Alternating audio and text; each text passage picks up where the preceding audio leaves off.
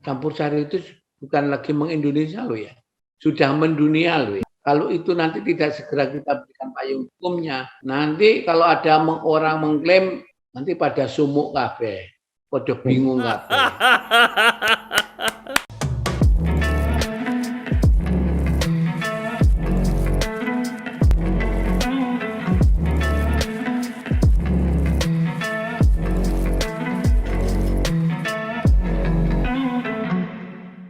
Assalamualaikum warahmatullahi wabarakatuh. Sahabatku Singkong dan Kopi, podcast dimanapun berada, hari yang istimewa buat saya, buat kita semua Singkong dan Kopi dari Surabaya, dan kita akan ketemu dengan sahabat saya, sahabat terbaik saya yang ada di Boyolali, Jawa Tengah. Karya beliau, suara beliau, kiprah beliau di dunia seni sangat-sangat istimewa. Beliau adalah Cak Dikin. Assalamualaikum Cak Dikin. Waalaikumsalam warahmatullahi wabarakatuh. Salam sehat. Piye Boyolali? Boyolali piye? Alhamdulillah lancar sehat semua di sana? Aman lancar semua. Alhamdulillah. Cak Dikin, kita mulai dengan ngobrol kita hari ini, Cak Dikin ya. Ini ngobrol mulai tak nyanyi sih. Oh, nyanyi sih, monggo. Monggo, pembukaannya.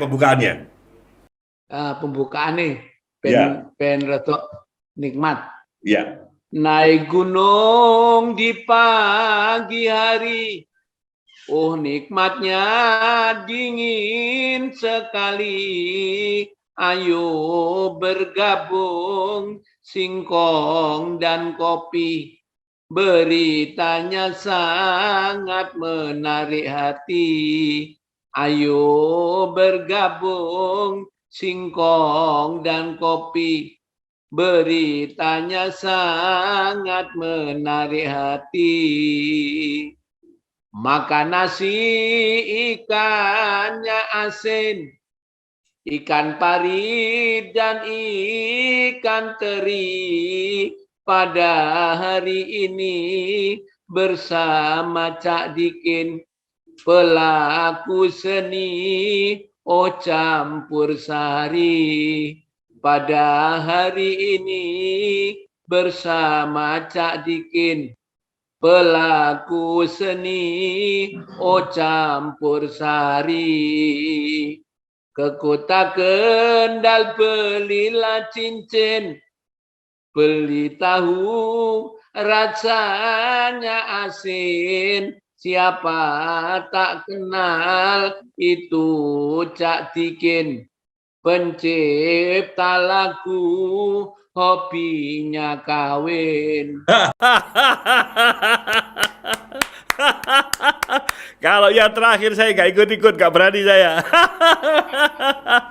Cak Dikin, sejak kapan ini berkesenian ini Cak Dikin? Sejak kapan ini? Sejak kapan panjenengan berkesenian ini? Ikut seni ini, kiprah di seni ini sejak kapan? Saya kan terlahir di Banyuwangi, Jawa Timur.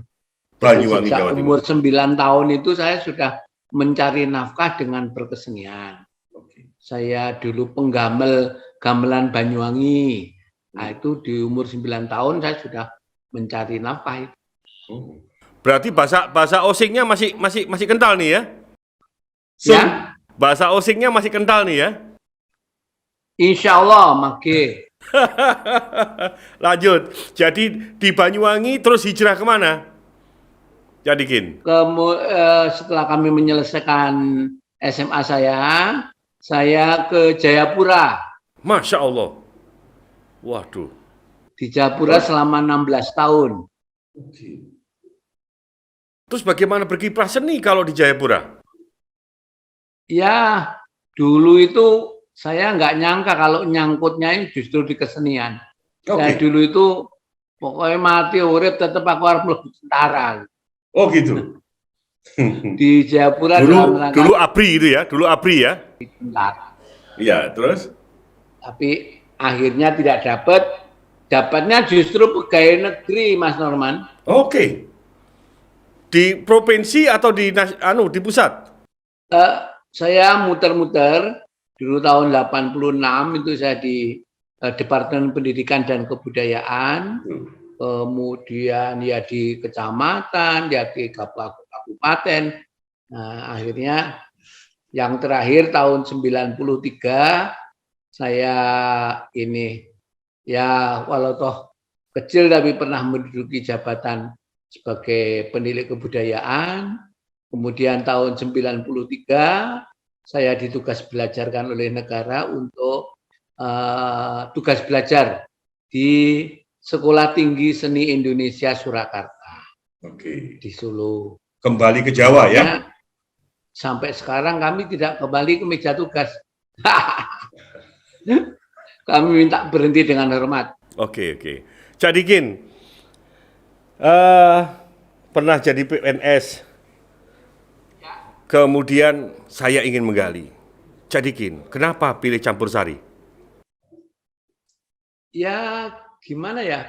Pada saat itu saya masuk di Solo itu tahun 93. Dan saat itu pula Mas Mantos itu mendirikan Embrio Campur Sari.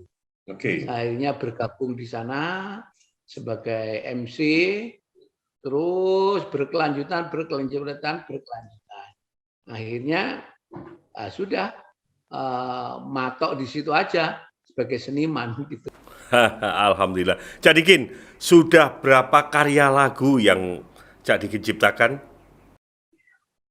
Ya, alhamdulillah sampai dengan saat ini yang sudah tercatat di YouTube kami sudah ada 160-an lagu. 160 lagu. Di antara itu ada yang paling berkesan, Cak Dikin? Ya, lagu-lagu yang paling berkesan itu Cinta Tak Terpisahkan. Cinta Tak Terpisahkan. Ya. Oke. Sidorondo. Wah, ini yang tertarik ini. Iya. Manten-mantenan. Oke. Ya, alhamdulillah begitu kami mencipta lagu terus booming dan sampai sekarang bisa kami rasakan. Oke, Cak Dikin, siapakah yang paling berkesan orangnya? Artinya penyanyinya yang membawa lagu panjenengan, siapa yang panjenengan anggap paling terkesan? Ya, paling berkesan ya ini istri saya yang paling terakhir ini. Oh iya, gitu. Ini kan saya terakhir ini nikah dengan Boyolali. Boyolali, betul. Yang keempat. Alhamdulillah. Ya, itu berkarya saya banyak dinikmati saya dengan Mbak Nyimut. Alhamdulillah sampai sekarang pun lagu-lagu itu tetap dinikmati. Oke. Cak Dikin, mohon izin, saya ingin tanya, apa bedanya yang disampaikan, yang disuarakan oleh Didi Kempot dengan karya-karya panjenengan? Ya begini, semuanya itu kan punya latar belakang masing-masing ya. Kalau saya itu lebih kental kepada musik-musik Jawanisme. Jadi kalau Mas Didi Kempot kan lebih kepada musik-musik nasional. Jadi itu bedanya di situ. Jadi kalau saya menciptakan lagu lebih kental dengan budaya Jawanya. Oke, Cak Dikin, kita berharap agar seni budaya, terutama seni budaya Jawa, melalui ciptaan panjenengan, melalui karyanya Cak Dikin, terus disuarakan sehingga eksistensi daripada seni, eksistensi daripada campur sari itu terus berkembang dan maju, bahkan makin mantap begitu. Yang ingin saya tanyakan, sekarang ini anak-anak muda kita, kaum milenial, terkadang lagu-lagu itu dimix dengan lagu-lagu campur sari dengan lagu-lagu masa yang sekarang. Bagaimana menurut Cak Dikin? Ya, itu bagus-bagus saja. Tapi jangan lupa loh ya, bahwa kita itu punya embrio campur sari yang terlahir lebih dari 30 tahun yang lalu. Dan itu merupakan embrio yang betul-betul harus diuri-uri, dipelihara. Karena apapun menciptakan sebuah embrio baru, lagu-lagu campur sari ini tidak semudah membalikkan tangan. Jadi Mas Mantos dulu juga berjuang dengan lagu-lagunya, Bu Aljina, dan beberapa tokoh-tokoh yang lain yang ikut mewarnai terciptanya lagu-lagu campur sari. Oke, jadi Kin, saya ingin mengilustrasikan bahwa sebelumnya almarhum Mus Mulyadi dengan lagu-lagu Jawanya. Bahkan Kus Plus pun tahun 70-an pun juga lagu-lagu Jawa. Waljina apalagi seperti itu. Kemudian masih dikempot. Sekarang masih ada panjenengan. Bagaimana Cak Dikin? Campur sari ke depan ini bagaimana? Ya, alhamdulillah Mas Kaji Norman bahwa 1 minggu yang lalu saya dan komunitas seni, pelaku-pelaku seni campur sari ini telah berkumpul membuat satu rumusan untuk membuat payung hukumnya campur sari. Jadi kalau dulu itu ada hamkri, kalau ada pepadi untuk pewayangan, nah sekarang campur sari itu ada perkumpulannya yang disebut dengan PPMCI. Jadi Perkumpulan Persaudaraan Masyarakat Campur Sari Indonesia. Alhamdulillah saya diberikan tugas untuk menjadi ketua umum di Indonesia ini. Oke, jadi artinya campur sari sekarang sudah punya dasar hukum dan panjenengan sebagai ketua umum, kan begitu? Ya. Oke, lalu untuk campur sari sendiri ini kan sudah ada pakemnya, Cak Sigit. Bagaimana menurut panjenengan? Kita melihat dari penyebutan campur sari, what is the meaning is campur sari? What is the meaning? Campur sari itu adalah perpaduan musik diatonis dan pentatonis diramu menjadi satu keharmonisan tersendiri. Jadi campur sari bukan dangdut, tapi bisa mengiringi lagu-lagu irama gendang.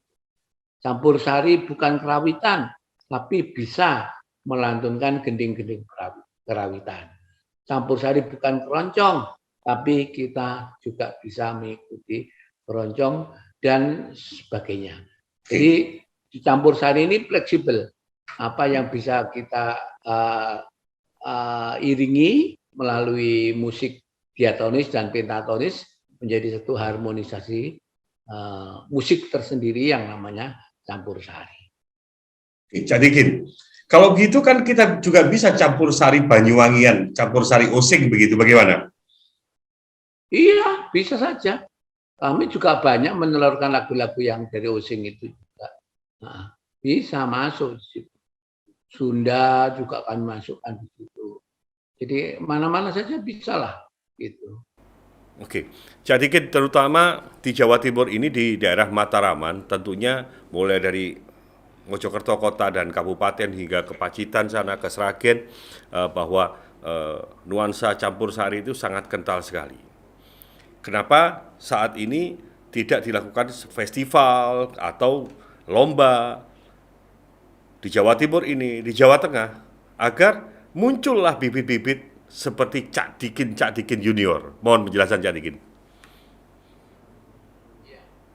Begini Pak Jinerman, bahwa saya itu berupaya untuk melegendariskan yang namanya campur sari.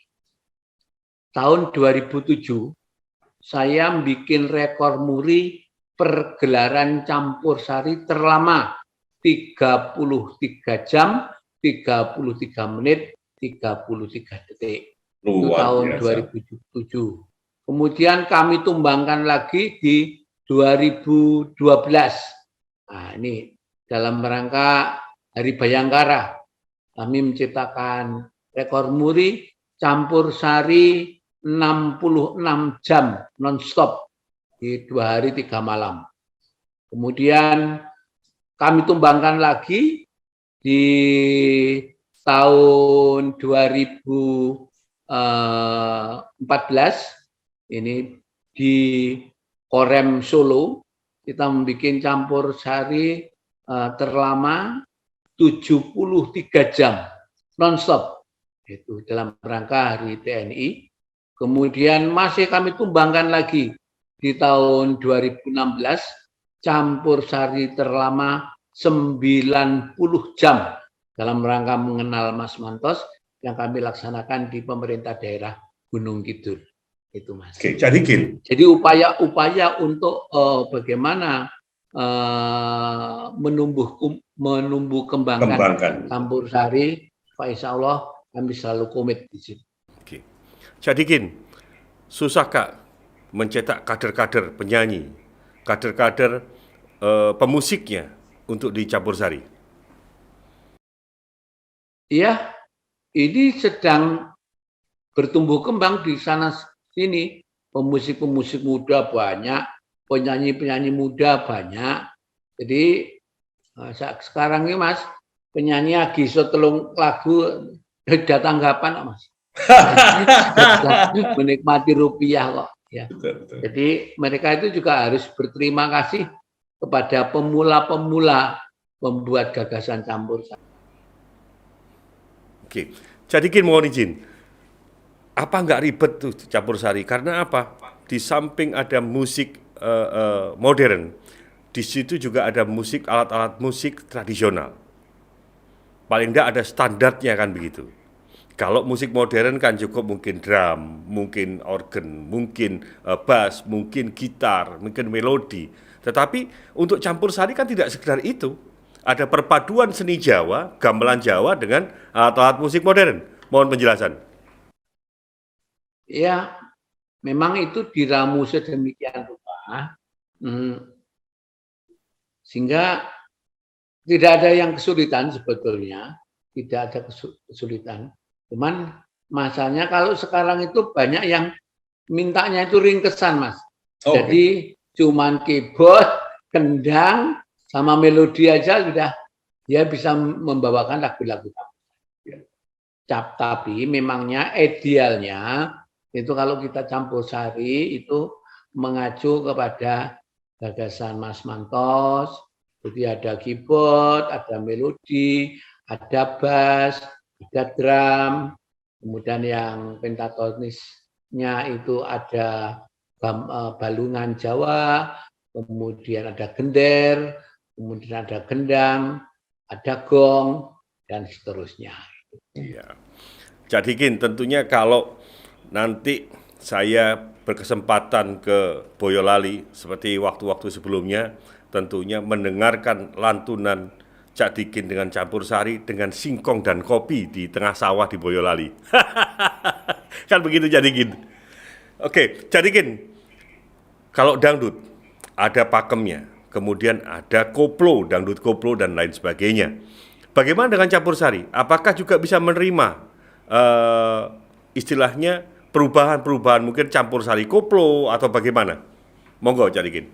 Ya, itu berkembang Mas. Dan campur sari itu juga ikuti perkembangan zamannya. Kalau mereka diramu dengan koplo jadi satu kenikmatan, jadi satu harmonisasian, kenapa tidak? Jadi kita nggak ada yang alergi itu, mau dikoplokan juga monggo silakan. Tapi yang jelas tetap kaidah-kaidah campur sari tetap dipakai gitu, pentatonis dan diatonisnya gitu.